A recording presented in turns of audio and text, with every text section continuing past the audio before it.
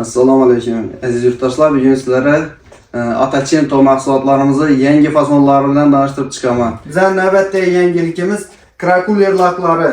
Shuni dekorativniy fasonda chiqadi. Ishlanishini ko'ringlar. Juda ham zo'r, akkuratniy bo'lib chiqadi. Navbatdagi Atachento'miz projilka fasonda. Juda ham zo'r, toza yangilikimiz. Euro fasondagi ko'rib e'tibor beringlar. Yangi dizaynlarda chiqardik bu Atachento'ni. Juda ham zo'r chiqqan, dekorativniy bo'lib.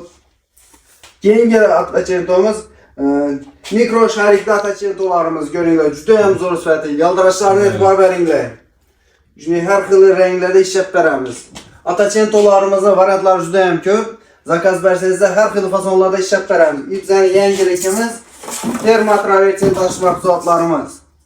Hozirgi kunda eng modaga kiradigan uyingizni utiliz qilib beradigan mahsulotimiz. Orqasida penaplex bo'ladi, 3 sm presslangan. E'tibor beringlar, presslangan 18 zichlikda.